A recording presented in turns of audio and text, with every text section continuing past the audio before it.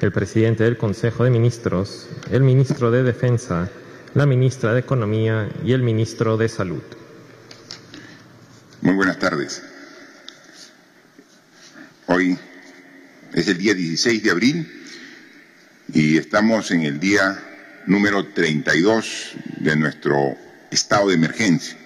Estado de emergencia que se dispuso para poder combatir la enfermedad del COVID-19. El día de ayer, miércoles, tuvimos no solamente la reunión del Consejo de Ministros, sino en horas de la tarde tuvimos una reunión de Consejo de Estado. Recuerden ustedes que en esa instancia del Consejo de Estado participan todos los poderes del Estado y los organismos autónomos. Forman parte del Consejo de Estado la Presidencia del Congreso, la Presidencia del Poder Judicial, la Presidencia del Ministerio Público, del Tribunal Constitucional, de la Defensoría del Pueblo, así como también la Contraloría General de la República. En esta reunión el día de ayer de Consejo de Estado me acompañó el primer ministro y varios ministros para poder entre todos hacer un intercambio de opiniones respecto a lo que ha ocurrido en este poco más de un mes, cómo vamos teniendo algunos resultados según lo programado de manera satisfactoria, pero también cómo tenemos que reforzar algunos conceptos de algunas acciones para mejorar aún los resultados que vamos teniendo. Hablando de resultados, manifestarles que la evaluación en cifras que nos presenta el Ministerio de Salud todos los días nos indican que hasta el día de ayer se han hecho 121.468 pruebas. Se ha aumentado respecto al día anterior 12.000 pruebas. Estamos entonces ya llegando hemos llegado al número de pruebas diarias mínimas requeridas para tener una evaluación de cómo sigue dándose el contagio, no solamente en números, sino cómo se va distribuyendo en las diferentes regiones del país y dentro de las regiones, cómo se distribuye en los distritos, como es el caso particular de Lima, que es una ciudad muy grande y que tiene focos más concentrados de aumento de contagios respecto a otras zonas urbanas que tienen menos contagio.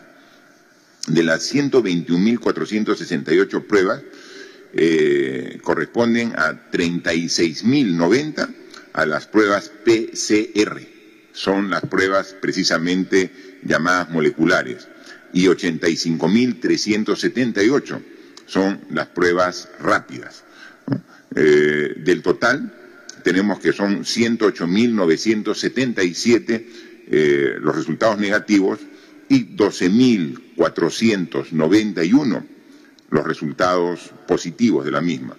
Si comparamos los 12.491 respecto al 121.468 del total de pruebas realizadas, más o menos la incidencia es del 10%. Esa es la tasa que tenemos aquí. De esas 12.491 pruebas positivas, tenemos que como resultado de las pruebas moleculares son 7.266 y 5.225 son las pruebas rápidas. Siempre lo hemos dicho desde un inicio, y ese es el sustento del pedido del Instituto Nacional de Salud, del Ministerio de Salud, para hacer un complemento entre pruebas rápidas y pruebas moleculares que tienen fines y objetivos diferentes en este análisis, en este estudio que se tiene que hacer de la evolución de la enfermedad. Como pruebas rápidas tenemos positivos 5.225. O sea, se ha identificado, ahí está el valor y la importancia de esta prueba rápida, porque sin esta prueba rápida no hubiéramos podido identificar a estas 5.225 personas, muchos de ellos asintomáticos o con síntomas muy leves, pero que en un tamizaje que se va haciendo de sectores de la población se encuentra que existe en medio de este sector de la población, personas que ya están con el virus y que si no se los identifica y se los retira a aislamiento, pueden seguir contagiando.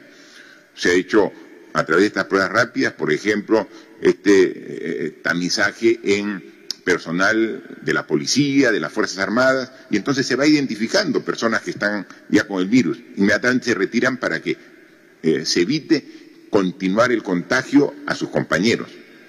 Inclusive, ayer, cuando se estaba trasladando un grupo de personas hacia el centro de nuestro país, principalmente a Huancavelica, se tenía una cantidad importante de ciudadanos que estaban yendo hacia estas regiones y que inmediatamente nos constituimos y a través de gente de PCM le encargamos esta responsabilidad a la ministra de Ambiente, Fabiola Muñoz. Dijimos, bueno, vamos en coordinación principalmente con el gobernador de Huancavelica a hacer un traslado ordenado. Entonces hicimos la prueba y finalmente hubo 47 personas de ese grupo que daban positivos.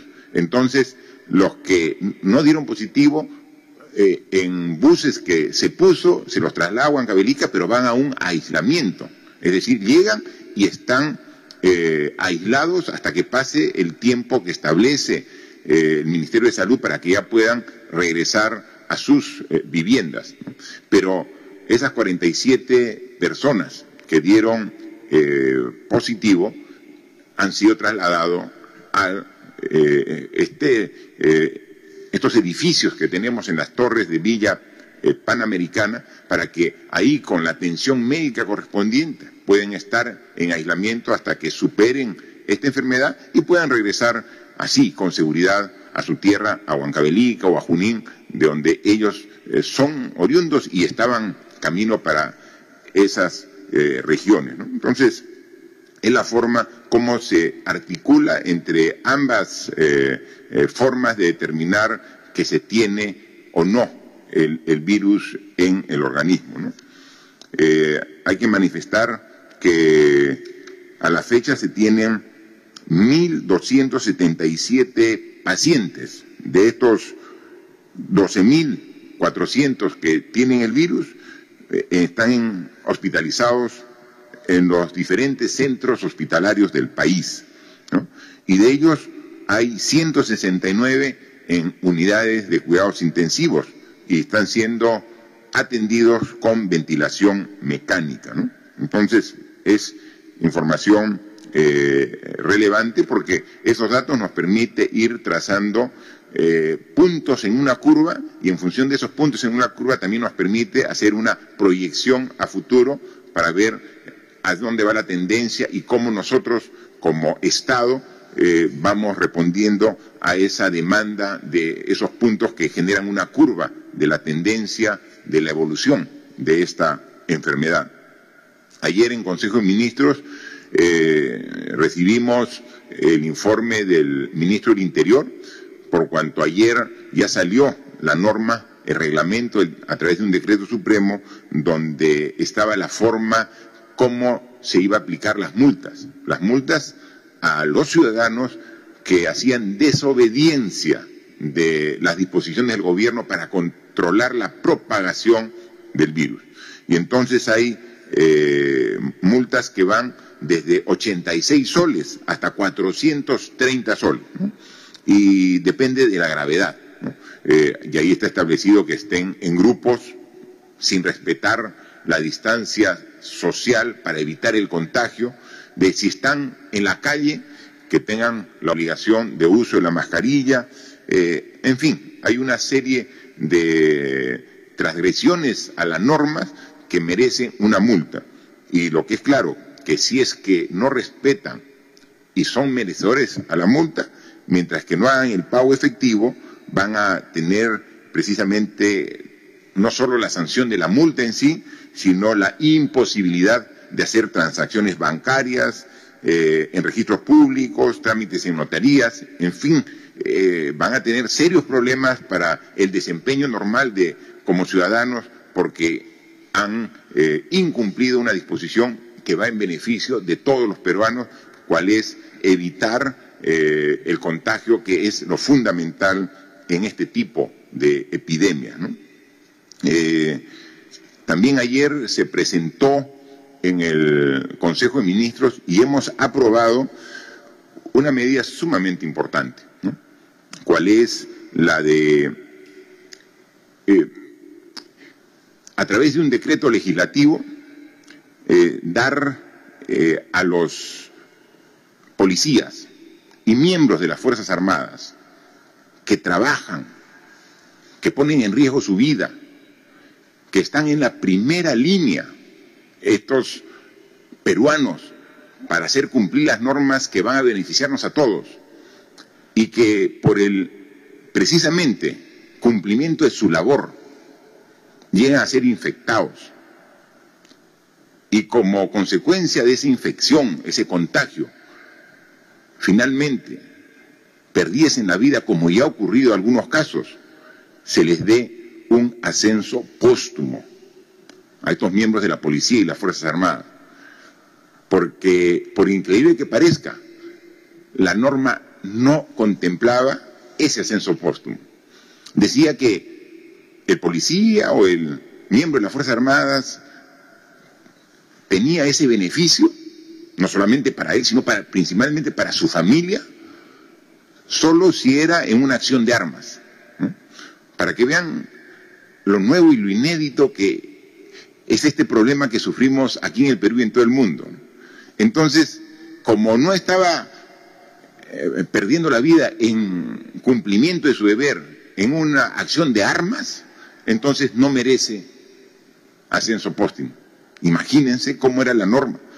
A través de un decreto legislativo se está cambiando esa limitación para que puedan tener la seguridad los efectivos de la Policía Nacional y de las Fuerzas Armadas, para que, tratando por todos los medios de evitar que ocurra, pero sí por el cumplimiento del deber, por la exposición que tienen de manera permanente a personas que irresponsablemente transitan por la ciudad y que sin saberlo están con el virus, el COVID-19, y lo contagian, y si pierden la vida, tienen el derecho totalmente justificado del ascenso póstumo.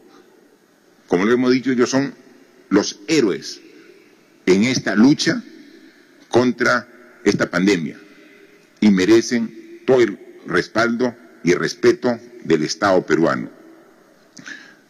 Ya se ha aprobado este decreto legislativo, seguramente en el transcurso del día estamos remitiéndolo al Congreso de la República para darle la formalidad del caso, ¿no?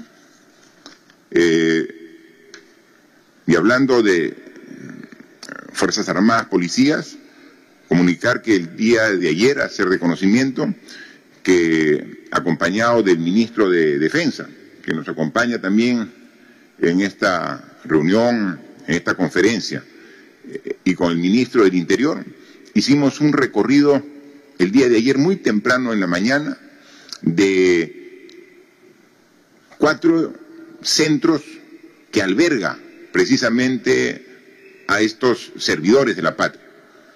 Estuvimos aquí en el distrito de La Victoria, en esta comisaría muy reconocida de Radio Patrulla, donde funciona el escuadrón de emergencia de la Policía Nacional.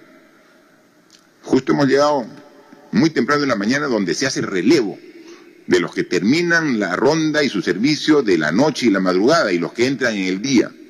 Y estuvimos ahí con el ministro del Interior y los representantes de la Policía Nacional, los efectivos de la Policía Nacional. Luego nos trasladamos a Chorrillos y estuvimos en la brigada de las Fuerzas Especiales del Ejército, como ellos bien lo dicen, el corazón del ejército peruano.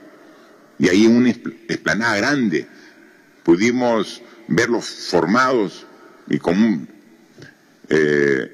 una actitud de fuerza, de coraje, no solamente a los integrantes de las Fuerzas Armadas en actividad, sino adicionalmente ya estaban ahí formando con ellos los reservistas que los hemos llamado y que han ido rápido al llamado a la patria, en mayor número del que tenía estimado el propio comando del Ejército del Perú. Estaban listos para ir a salir con la moral al tope. Luego nos fuimos a la base aérea de Las Palmas, donde es la cuna de los aviadores de nuestra patria. Juntos estaban ellos con su comandante general, con toda la disposición, la voluntad y la responsabilidad para cumplir el encargo que le hemos dado. Y para terminar, desde Chorrillos nos fuimos hasta el Callao, a la base naval de la Marina de Guerra del Perú, ¿no? Y ahí también, acompañados con el ministro de Defensa, su comando, estuvimos con miembros que, representando a diferentes grupos de la propia Marina, hacían un solo equipo para poder hacer el patrullaje que les hemos encargado para el cumplimiento de las disposiciones que hemos dado en este estado de emergencia. ¿Qué cosa es lo común que vi en todos ellos? Policía, Ejército, Fuerza Aérea, Marina y Guerra del Perú. Vi ganas de servir a la patria, compromiso, entrega, sacrificio. Todos ellos, a pesar que sus compañeros ya en cantidades importantes han sido contagiados por el virus COVID-19 y que incluso algunos de ellos han fallecido en el desempeño de su función, tenían toda la voluntad y la decisión de seguir adelante, porque como sabemos este estado de emergencia está previsto que llegue hasta el día 26 de abril, pero luego de ello las restricciones van a mantenerse en buena parte y en gran alcance. Se van a ir gradualmente restableciendo actividades, gradualmente. Entonces el control y la vigilancia y la policía y las fuerzas más va a continuar en el tiempo para que cumplamos todos con la distancia social, con el uso de mascarillas, de no aglomeración, todo ello va a continuar. Entonces son elementos valiosos en el cumplimiento de esta función.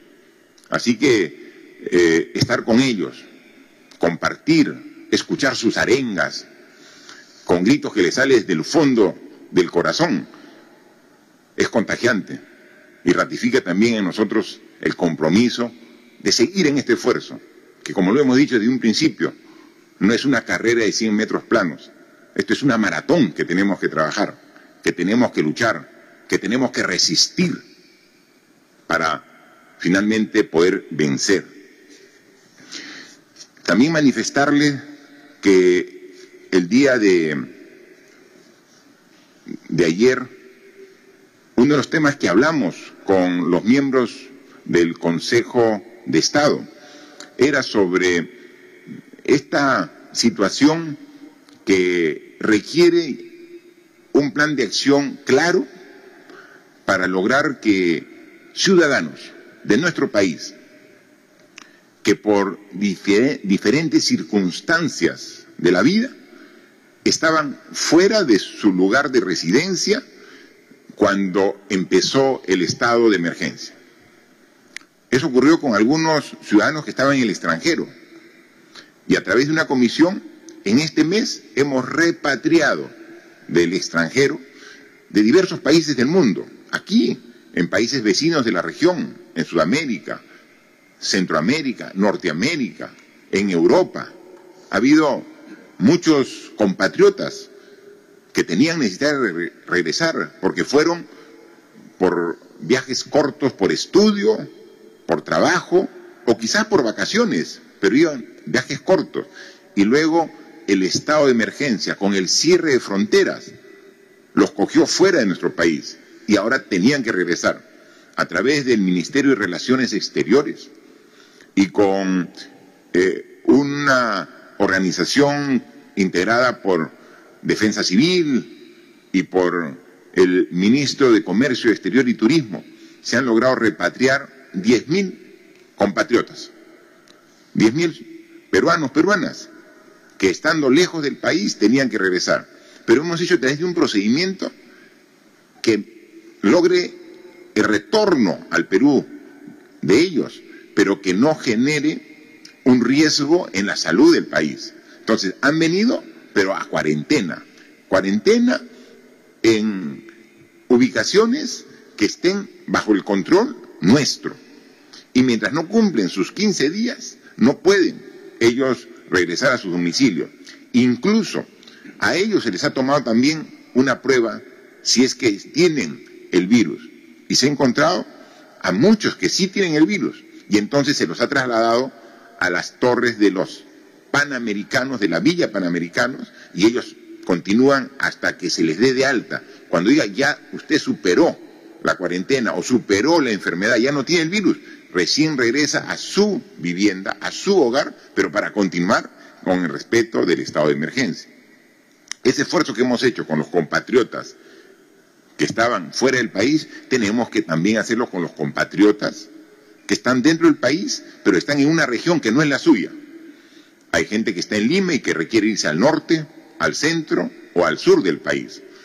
Para ello necesitamos la colaboración y el compromiso de los gobernadores regionales. Porque así como cuando traíamos a connacionales de otros países y entraban por el aeropuerto Jorge Chávez a Lima, nosotros controlábamos de que no sea esta acción un hecho que pueda contagiar a los demás ciudadanos. Lo propio tenemos que hacerlo también en el traslado interno al país. Uno, tenemos que determinar un orden de prioridad, porque dentro de esos grupos de personas que quieren retornar a su región de origen, tenemos que ver cuáles son los más vulnerables. Personas con niños, personas de avanzada edad, personas con algún tipo de enfermedad, aparte de la enfermedad del COVID-19, que requieren estar cerca de su familia para estar en la cuarentena en su región, pero con la seguridad del caso. Hemos recibido la buena predisposición de gobernadores regionales para poder junto con ellos coordinar, y así como ya se ha hecho algunos traslados de personas, vamos a continuar. No podemos hacerlo todo a la vez, porque si lo hacemos de golpe, lo que vamos a lograr es hacer un desplazamiento sin control, generando riesgo de contagio. Queremos hacerlo y lo vamos a hacer de manera gradual, coordinando con los propios gobernadores para que los gobernadores determinen cuál es el orden de prioridad. Porque como son de las diferentes regiones, ¿quién más que las propias autoridades regionales para conocer cuál es el orden de prioridad para hacerlo de manera gradual y progresivo, ¿no? Entonces, eso es sumamente importante, que es un tema que queremos verlo y tomar en cuenta. Hablando de el caso de los policías y los miembros de la Fuerza Armada, que han sido, muchos de ellos, contaminados, contagiados con el virus, también obviamente hay muchos civiles, ¿no? Y algunos de ellos, la gran mayoría, enfrenta la enfermedad y la supera satisfactoriamente, ¿no? Hemos dicho que el 100% de los casos de estos, tenemos aquí 12.491 que han sido contagiados con el virus, finalmente 1.277 llega al hospital. Y la otra cantidad lo puede pasar en su casa, porque o no tiene síntomas, o tiene síntomas muy leves. Pero hay sí ciudadanos que se afectan y se les complica su situación, llegando incluso a necesitar cuidados intensivos. ¿Y quiénes van a cuidados intensivos? En función de ya todo el análisis que hemos hecho y en función de la evaluación que nos hace el ministro de Salud todos los días. Principalmente, las personas que son más afectadas y agravan su situación son las personas de la tercera edad, personas que tienen más de 65 años. Esas personas son personas de riesgo, que hay que cuidarlas, que hay que dar una atención especial. Personas que, incluso siendo menos de esa edad, tienen algunos problemas de salud previos, ¿no? Una persona que sea hipertensa, que tiene problemas renales, que tenga problemas coronarios, que tenga diabetes. Este tipo de personas, si encima le da la enfermedad, tiene más riesgo de poder agravar su situación. Para ellos tenemos que poner todo nuestro esfuerzo para que en las unidades de cuidados intensivos podamos atender. Finalmente, por más esfuerzo que estamos poniendo, siempre hay gente que muere. Hay gente que lamentablemente fallece. Y más o menos el ratio, el porcentaje que tenemos en nuestro país es del orden de 2.2, ¿no? O sea, de todo el personal que se llega a contagiar, aquí en nuestro país alrededor del 2.2%, es decir, de cada 100 personas que son contagiadas, 2.2% finalmente han fallecido en base a las estadísticas que vamos viendo de la información que nos da el Ministerio de Salud.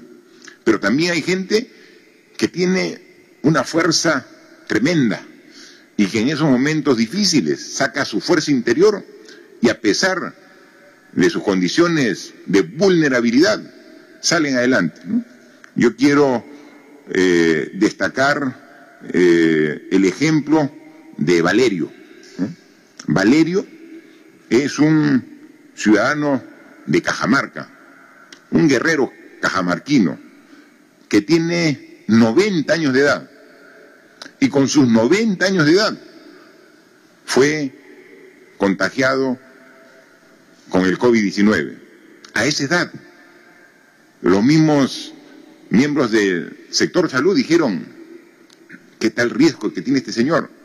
Pero el esfuerzo del personal de salud, pero principalmente el esfuerzo que puso él, es un símbolo de esperanza. Salió adelante, Valerio, para felicidad de él, para felicidad de su familia, para felicidad de todos los peruanos. Vemos que incluso en las circunstancias más duras y difíciles podemos salir adelante. Hay un testimonio corto de Valerio que quisiera compartir con todos ustedes de un par de minutos para que vean cómo tenemos también símbolos de esperanza en el combate que hacemos todos los peruanos a esta enfermedad. Por favor.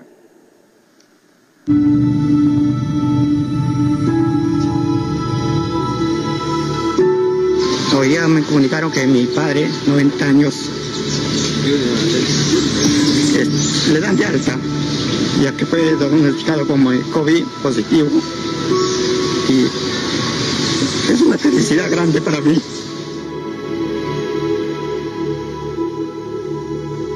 Es una persona de 90 años que lo luchó y lo sigue luchando. Siempre la fe estuvo ahí en mí. Le dejé el primer día a mi papito, le dije,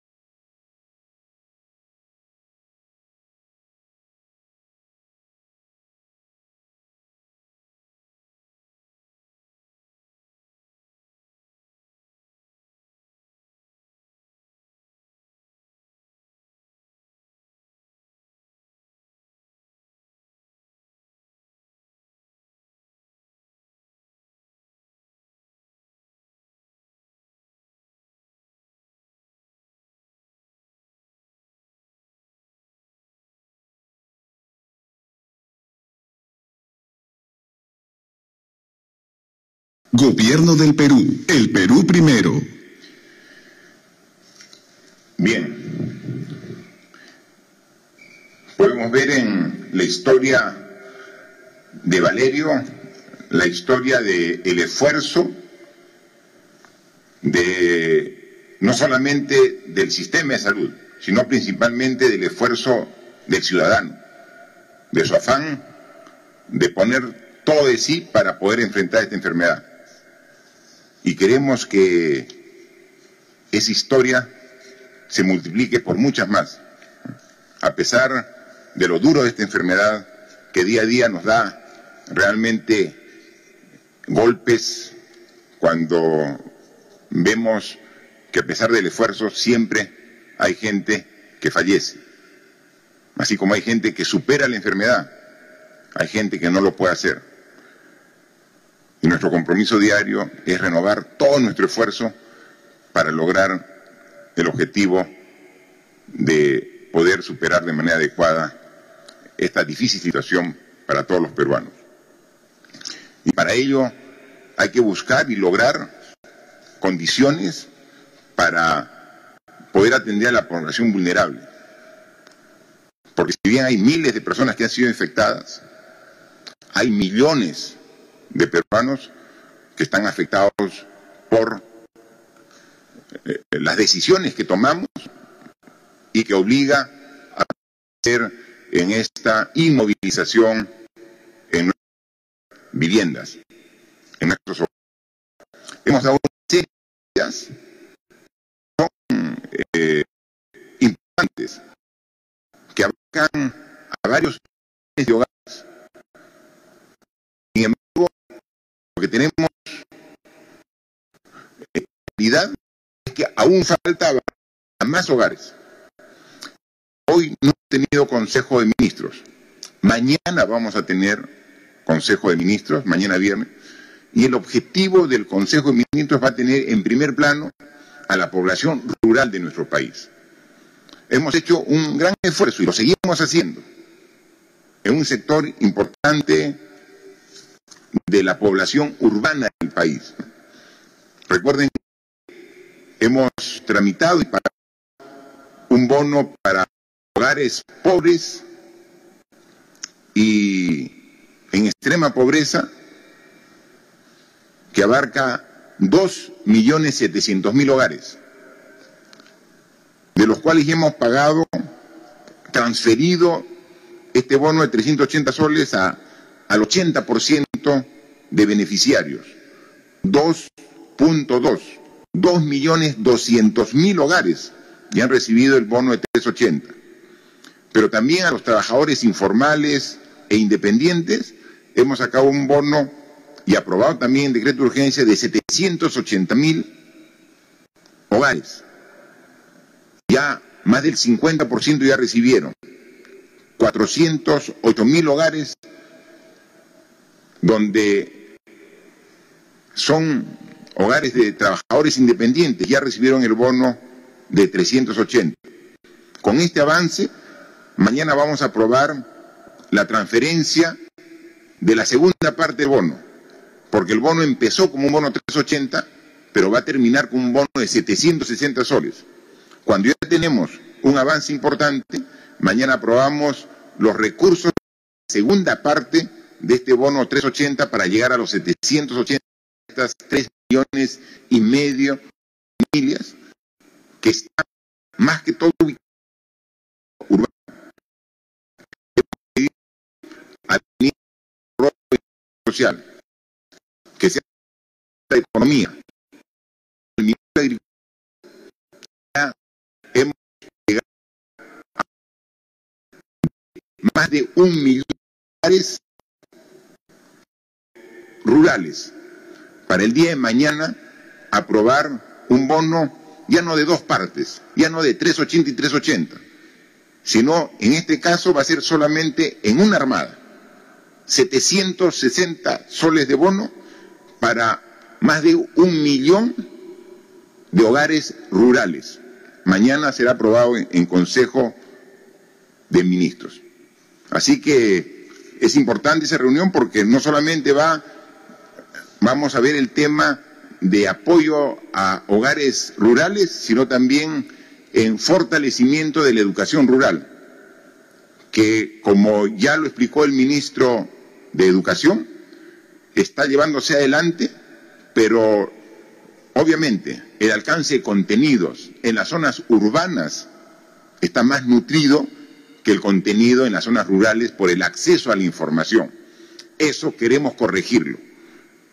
El ministro ya me ha planteado una opción para corregir esa brecha cuando estamos en una etapa de educación a distancia, remota, porque no podemos juntar a los alumnos en un salón de clase mientras el virus esté latente. Entonces tiene que haber la educación remota. Pero esta educación remota está marcando una diferencia entre la educación urbana y la educación rural, que le he pedido al ministro que la corrija. Mañana está trayendo planteamientos claros al Consejo de Ministros para corregir. Entonces, mañana, además de importantes medidas que tomamos permanentemente en esta situación tan difícil, el enfoque va a estar dirigido principalmente a la población rural de nuestro país y la atención que como Estado tenemos la obligación de dar a ellos, ¿no? Ya mañana, una vez que aprobemos estas medidas, le daremos más detalle de ellos en la reunión que tendremos con ustedes a partir de mediodía. Yo dejo a consideración de los medios de comunicación que todos los días envían diversas preguntas para que tanto el premier que está aquí a mi costado, como el ministro de Salud, la ministra de Economía o el ministro de Defensa puedan absorber las mismas. Por favor. Gracias, señor presidente. Iniciamos entonces la ronda de preguntas virtuales. La primera pregunta es del diario El Pueblo Digital de Arequipa. Referente a esta pandemia, solo ha confirmado la debilidad del sistema de salud pública en el país, con hospitales sin equipamiento y personal insuficiente. Una vez que termine la emergencia, ¿qué hará su gobierno para mejorar la atención al sector? Y en especial, ¿cuál es la propuesta para los hospitales Goyeneche y Honorio Delgado de Arequipa? Bueno, esta pregunta la contesta nuestro ministro de Salud.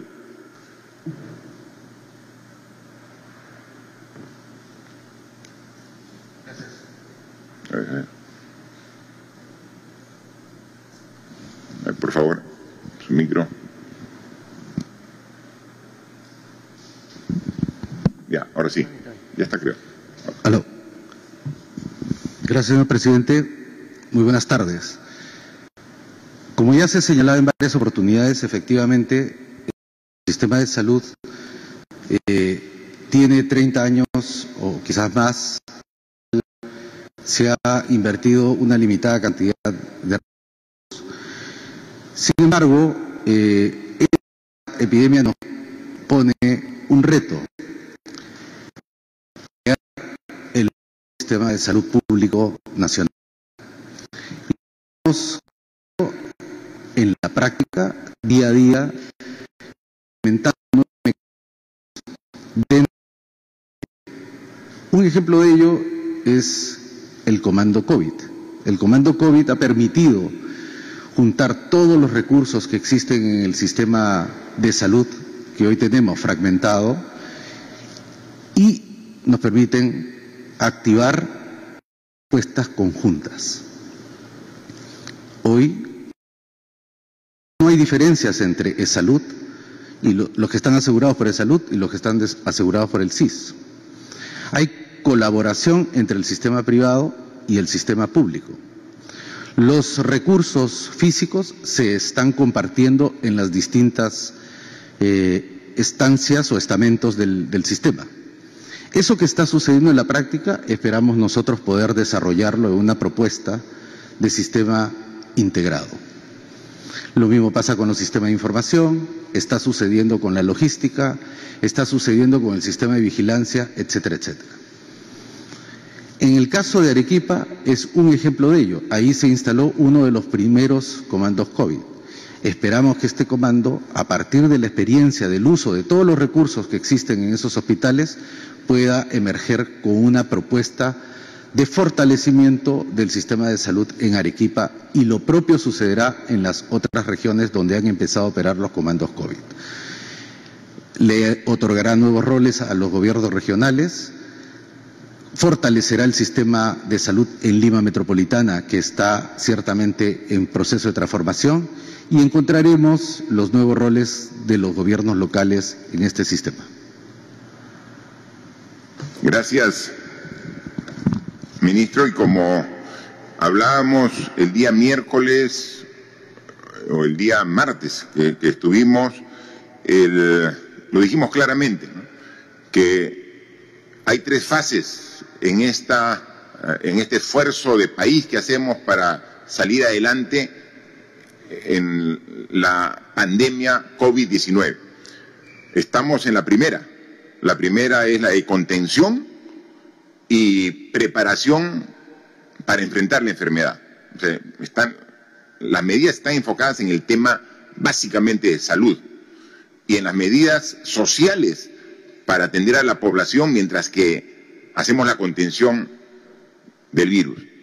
Luego tenemos una etapa de aproximadamente 6 meses, que es la segunda etapa o fase, que empieza a partir del mes de junio, para poder ir gradualmente recuperando las actividades económicas, productivas, sociales del país, pero de manera gradual, porque ahí vamos a estar todavía conviviendo con el virus. Pero lo que se espera en esta primera fase es controlar su crecimiento exponencial. Entonces se va a ir retomando las actividades, pero a la vez conviviendo. Esa es la etapa muy difícil, porque las actividades no van a ser normales, van a ser controladas para que se pueda, a través de protocolos, asegurar que nuevamente no rebrote y permita siempre tener el control del sistema de salud. Y hemos dicho que a partir del primer trimestre del año 2021, que es la tercera fase, según todo lo que indican los estudios científicos, vamos ya a contar con una vacuna y vamos a ver y a verificar cuáles son finalmente los tratamientos efectivos para la cura de esta enfermedad. Y entonces, con esos descubrimientos de carácter científico puestos a disposición ya de la población, se tiene que plantear las medidas de largo plazo para el país. Y en eso tenemos que aprender de nuestra experiencia. Nos ha encontrado esta enfermedad con un sistema de salud deficiente y tenemos que corregirlo. Entonces, un sistema de salud que no está articulado, que funciona atendiendo a la población como islas, cuando siendo educación y salud lo más importante de una sociedad, debería estar articulado y debería de ser la prioridad en cualquier toma de decisión como gobierno o más aún como Estado peruano. Esos cambios se tienen que dar. Por eso, ¿qué hará su gobierno para mejorar la atención? Primero, ahora estamos viendo todas las medidas que tomamos, incluso hemos creado un comando operaciones para que pueda atender de manera articulada. Pero todas esas buenas experiencias que dan como resultado este esfuerzo del país para enfrentar esta enfermedad tan dura para todo el mundo, tiene que dejarnos las lecciones claras de cuáles deben ser las prioridades a futuro. Y obviamente la salud es una de ellas y hay que fortalecerla. En consecuencia, todo esto va a ser una gran oportunidad de cambio de esta crisis tan fuerte que sufre el mundo y no es ajena al país. Tiene que ser una gran oportunidad de mejora con visión de futuro, y tengan la seguridad que vamos a hacer ese tipo de cambios estructurales para tener una mejor salud para todos los peruanos. La siguiente pregunta es de Televisión Tarapoto de San Martín. La pregunta dice: los pequeños medios de comunicación de provincias no pueden ser medidos como los grandes medios de Lima. Muchos se han visto obligados a cerrar. ¿Habrá alguna medida del gobierno que los empuje a seguir funcionando y llegar a los pueblos y comunidades más lejanas de su jurisdicción? como hemos respondido a anteriores interrogantes, estos meses no van a ser igual que los anteriores. Vamos a tener que hacer un esfuerzo grande como país y como sociedad para poder vencer esta situación. Y lo estamos haciendo, y estamos tomando las decisiones que correspondan. Entonces, el caso de los medios de comunicación no es la excepción. Obviamente los medios de comunicación, como cualquier actividad, está siendo afectada. Y es un tema gradual en que puedan salir adelante. Nosotros, como Estado, y estos medios de comunicación van a ser para llegar con la educación a distancia en todos los lugares del país. Y será una contribución. Seguramente también habrá otra campaña, pero eso lo que podemos decirle es que el nivel de afectación que tenemos todos es muy significativo y esto va a ser un proceso gradual donde vamos con toda seguridad a salir adelante. La siguiente pregunta es de Radio Nacional. La pregunta es, ¿existe ley seca en el país? Porque algunas familias en cuarentena han sido intervenidas cuando celebraban una reunión. Mire, lo que está absolutamente prohibido son las reuniones. Y lo que se ha visto en algunos casos que se ha detenido personas es porque están en reuniones muchas gentes e incluso están tomando. Entonces, no es que haya ley seca en sí, lo que hay es una prohibición de reuniones, porque si nos acercamos a una proximidad que sea menor de 1 metro, estamos corriendo el riesgo del contagio. Entonces, aquí la reflexión y la disposición, mantén la distancia social necesaria para no ser sujeto ni de contagiarte, ni de tú contagiar si es que no sabes que tienes el virus en tu organismo, ¿no? Entonces, esa es la disposición y eso es lo que recomendamos y que tiene que ser una disposición de obligatorio cumplimiento más allá del 26 de abril. La limpieza permanente, lavado de manos con agua y con jabón, el uso de mascarillas, el no estar en reuniones donde haya aglomeración, el mantener una distancia de mínimo 1 metro entre persona y persona, son obligaciones que tenemos que cumplir todos los peruanos hasta que podamos decir que esta enfermedad ha sido superada y que va a tomar, obviamente, mucho más tiempo que el 26 de abril. Así que en eso nos ratificamos y en eso pedimos la responsabilidad y el compromiso de todos los peruanos. La siguiente pregunta es de Radio Alegría de Apurímac. El traslado humanitario está generando preocupación en la población porque existen diversas limitaciones en las regiones, como es el caso de Apurímac, para enfrentar la propagación del COVID-19, tales como la falta de pruebas rápidas y laboratorios. ¿Qué estrategias se está implementando desde el gobierno nacional y cuáles son los mecanismos de comunicación establecidos para coordinar y acompañar a las regiones ante esta situación? Bien, sobre esta pregunta hay un aspecto de salud propiamente, qué hay que hacer para que en esos traslados evitar el contagio, que yo le pediría al ministro de Salud que responda, y hay otra parte ya es la parte operativa, cómo se va a establecer este mecanismo que lo va a responder el Premier, que es el que hace estas coordinaciones. Por favor, ministro de Salud.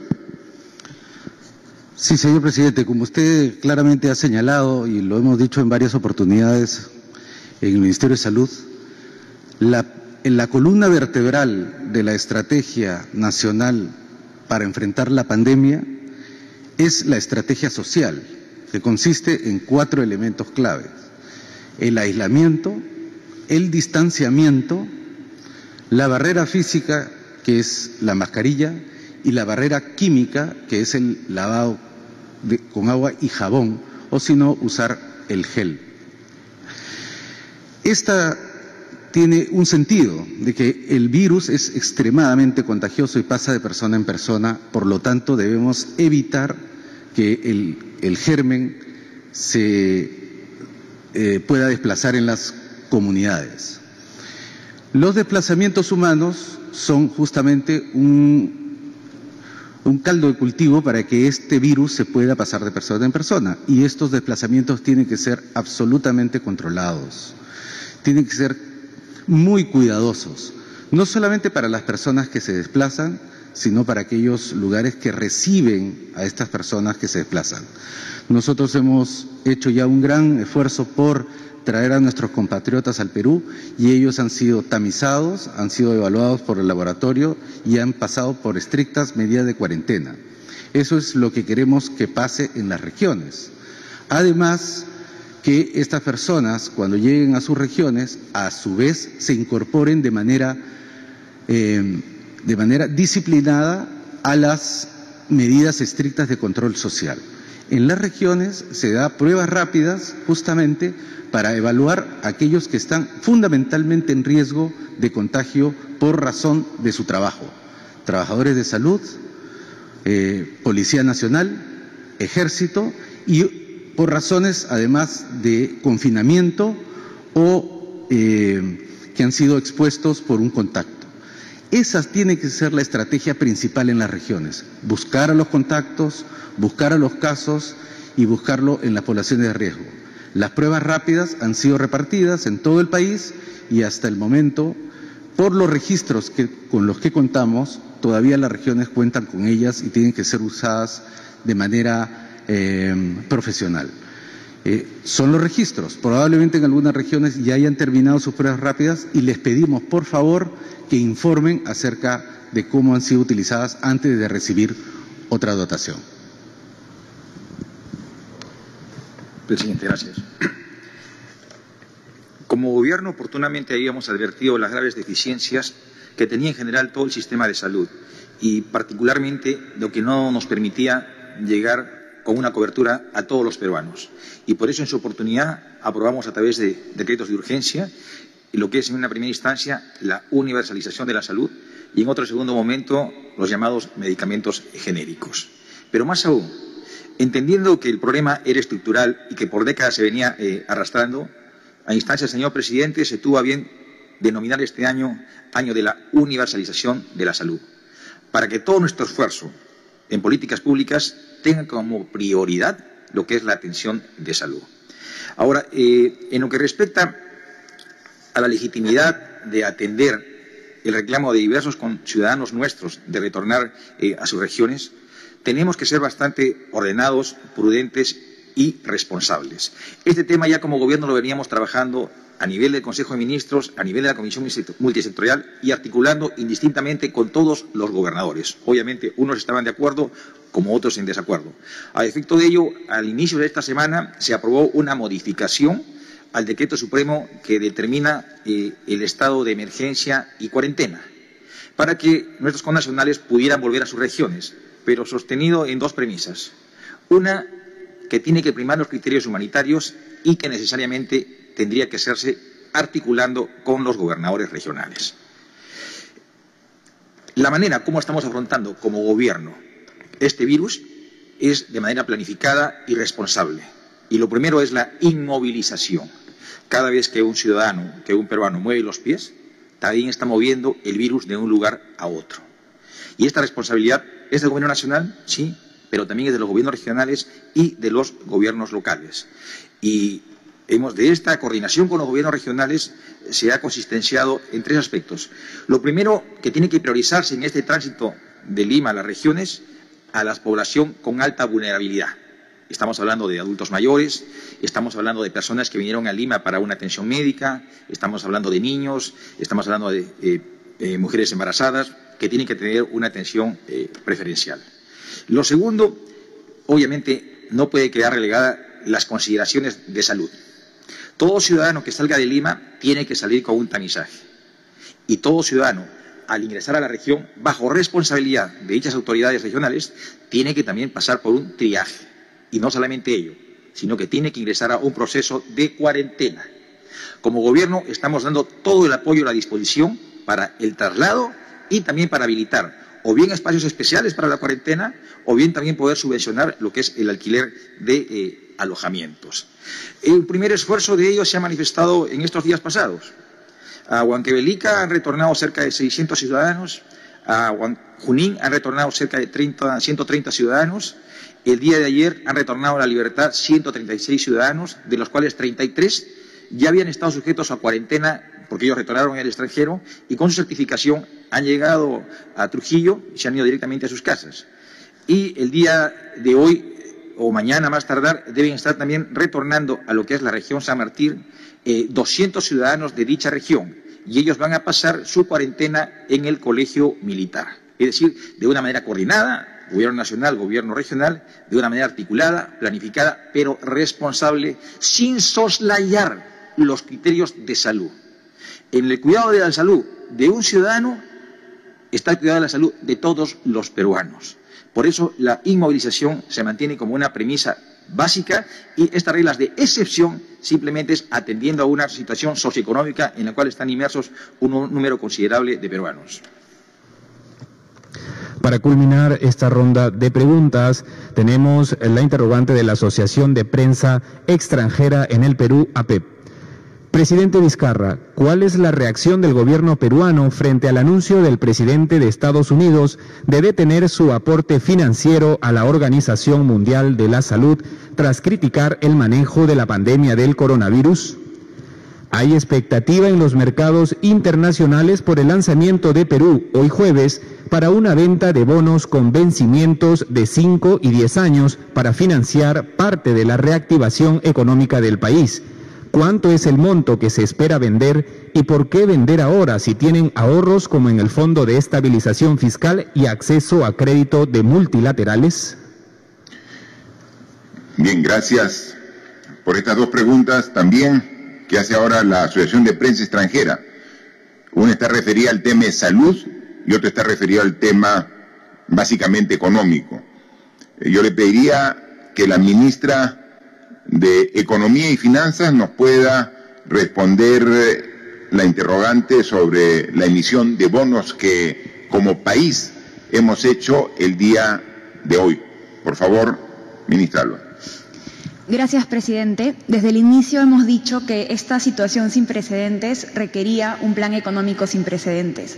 Nos planteamos un plan bastante ambicioso de 12 puntos del PBI, totalmente enfocado en el ciudadano, con 3 objetivos principales: mejorar la capacidad del servicio de salud para que atienda al ciudadano, dar soporte a las familias y mantener la capacidad productiva del país, tan importante para la generación de empleos. Este plan tiene diferentes instrumentos de financiamiento. Uno es el gasto público y la forma como hemos planificado la obtención de la liquidez tiene 3 líneas importantes: reasignaciones presupuestales, manejo de nuestros activos y acceso al mercado de deuda.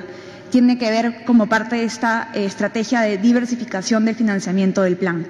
Como se ha dicho, el día de hoy salimos en una emisión de $3.000 millones para darle liquidez al financiamiento del plan. Todavía no se cierra la transacción, pero la gran demanda por nuestros bonos va a determinar que los emitamos a las tasas más bajas históricas. Esto en realidad es un espaldarazo para el Perú, refleja la confianza que tiene el mercado internacional en la solidez de nuestra economía. La operación, que ya en unas horas daremos los resultados, ha sido un éxito. Muchísimas gracias. Mire, y la otra interrogante sobre la Organización Mundial de la Salud, nosotros creemos que es fundamental el rol que tiene esta organización, parte de Naciones Unidas, para enfrentar esta pandemia que afecta a todos. Entonces, si algún país tiene posiciones particulares, las respetamos, pero nosotros lo que creemos es que es el momento que requerimos en sumar esfuerzos para enfrentar de manera adecuada. Sabemos de que hay países que tienen un mayor nivel de desarrollo, un mayor nivel de desarrollo científico, y están haciendo esfuerzos para lograr la vacuna. Dicen en Europa, en China, en Estados Unidos están haciendo esfuerzos. Finalmente, estos esfuerzos tienen que lograr una coordinación a través de los diferentes grupos de científicos para que los resultados de estos esfuerzos científicos se compartan a nivel mundial. Por eso es fundamental una organización que agrupe a todos en carácter de salud. Si no, tendríamos un serio riesgo, por ejemplo, que algún grupo de científicos de algún país tenga una vacuna y que la aplique solamente en su país. Y que si se quisiera aplicar esa vacuna en otros países, sería un costo que podría ser incluso inaccesible a otros países. Tener una Organización Mundial de la Salud que represente a toda la humanidad ayuda precisamente a evitar ese tipo de acciones. Así que, como toda organización, seguramente ha tenido decisiones muy claras y oportunas, y algunas puede haber sido objetadas, pero nadie va a negar la importancia de sumar esfuerzos en el contexto mundial para enfrentar de manera adecuada esta pandemia. Y es ahí donde necesita un ente que logre buscar este equilibrio que requerimos para dar soluciones en beneficio de toda la humanidad y no solamente soluciones que puedan beneficiar a determinados países. Así que nosotros somos parte del sistema de Naciones Unidas, somos parte de la Organización Mundial de la Salud como país y obviamente vamos a seguir dando todo nuestro apoyo. Recuerden que ayer o anteayer les dije que también ya los científicos peruanos han contribuido al respecto porque ya han encontrado el genoma de la cepa del COVID-19 de aquí del Perú. Y ese genoma descubierto por los científicos peruanos y ha sido compartido con la comunidad científica mundial para que sea un insumo a tomar en cuenta en el análisis que están haciendo o en la cura o también en la inmunización a través de la vacuna. Entonces, aquí, esto nos enseña muchas cosas. O sea, esta situación, esta epidemia, esta enfermedad nos enseña muchas cosas. Nos enseña la fragilidad del ser humano. Ya lo hemos dicho varias veces. Nos hace cambiar los paradigmas. Nuestra forma de pensar tienen que ser diferentes. Miren ustedes para que se den cuenta a veces lo equivocado que estamos, ¿no? Hicimos el año pasado unos Juegos Panamericanos espectaculares, reconocido por todo el mundo del orden y de la capacidad de organización que tuvo el Perú en este evento deportivo mundial. Instalaciones de muy buen nivel, que ahora queremos que se ponga a disposición de la juventud.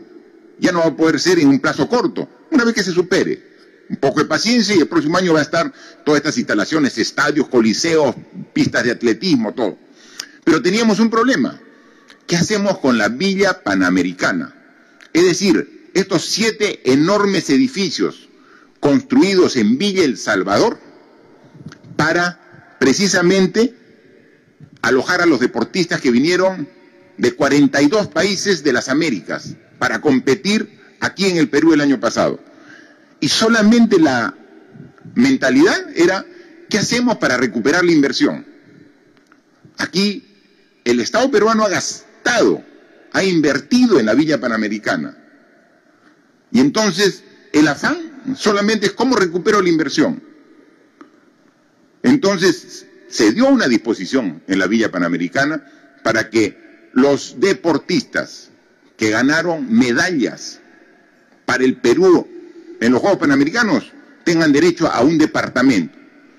Está bien, pero es un número reducido. Ni siquiera ocupan una parte pequeña de una torre, y son 7 torres inmensas de 20 pisos para los panamericanos. Y pensando en qué se usa. Oye, ¿no estamos diciendo que la mejor inversión es la salud? O sea, no hay que pensar en una inversión que retorne económicamente al bolsillo del tesoro público. La mejor inversión es la que va en beneficio de la población. Ahora hemos dado una disposición para que sea usado en los pacientes que tengan el virus COVID-19. Ya tenemos 900 camas listas y están un poco más de 300 pacientes ya las han ocupado. Pero ahí podemos tener 3.000 camas. Y entonces, ¿por qué no pensamos a futuro? ¿Queremos mejorar a través de una mejor salud? Entonces pensemos de que finalmente, pasado esta enfermedad, porque va a pasar, es dura, nos afecta a todos, pero va a pasar. Tengan la seguridad. El COVID-19 va a pasar. Y el próximo año vamos a retomar con fuerza las acciones para lograr nuestro desarrollo y progreso. Pero, ¿y qué? ¿Y después de eso qué? ¿Vendemos la Villa Panamericana para que tenga un poco más de presupuesto el Tesoro Público? ¿O por qué no lo dedicamos exclusivamente como un gran complejo hospitalario de Lima?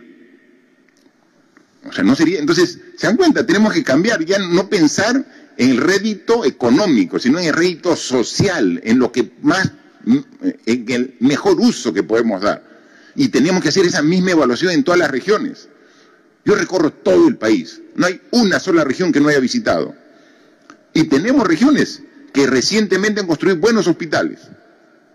Por decir uno, Ayacucho. Recientemente, un hospital que todavía se está usando en un 30% y tiene un potencial de seguir usándose. Perfecto. Otra región que ha construido buenos hospitales, San Martín. En Moyobamba, Tocache, tiene en varias provincias buenos hospitales. Pero así como hay regiones que han renovado su infraestructura, hay regiones que nada. Hay una pregunta de Arequipa, donde dice los hospitales Goyeneche y Honorio Delgado.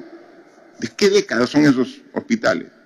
Totalmente ya pasados de tiempo en cuanto a sus características para dar una buena salud. Entonces tenemos que hacer un reenfoque, y eso es lo que queda como reflexión y como lección de lo que estamos sufriendo todos. Ya no solamente pensar en una visión mercantilista, en una retribución económica de la inversión. El esfuerzo del gobierno debe ser dónde invierto para mejorar la calidad de vida de los peruanos, dónde invierto para mejorar el servicio de salud, de educación, y entonces esa es la inversión que queremos. Y eso es lo que tenemos que trabajar todos de manera consensuada. Y eso lo vamos a hacer. Y para eso necesitamos unidad al interior del país, tomando decisiones en conjunto para mejorarlo. Y obviamente, yo hice esta reflexión a propósito de una pregunta sobre la Organización Mundial de la Salud. Y también necesitamos un consenso de que la salud es un bien fundamental y de alta máxima prioridad para la humanidad. Y necesitamos organizaciones tipo OMS para trabajarlo juntos. Así que estamos en un momento difícil, por supuesto que estamos difícil. Que vamos a poder salir de manera airosa y lo vamos a hacer. Los peruanos tenemos esa capacidad. Pero, cuidado, no vaya a ser que acá 6 meses, un año, que pasemos, volvamos al mismo error de continuar priorizando otras acciones en vez de lo que realmente es importante. Hoy, esta etapa nos ha permitido ver qué cosa es lo realmente importante. La familia, la sociedad, las personas. Y para ello, para cuidarla, su salud, su educación. Que esta situación, que este momento difícil que estamos pasando todos, nos haga tomar las mejores decisiones de aquí para el futuro, para encontrarnos mucho mejor preparados, más unidos, para enfrentar esta o cualquier otro problema que tengamos en el futuro. Muchas gracias. Señoras y señores, la conferencia de prensa ha concluido. Se agradece a los medios nacionales y extranjeros por las preguntas remitidas el día de hoy. Buenas tardes.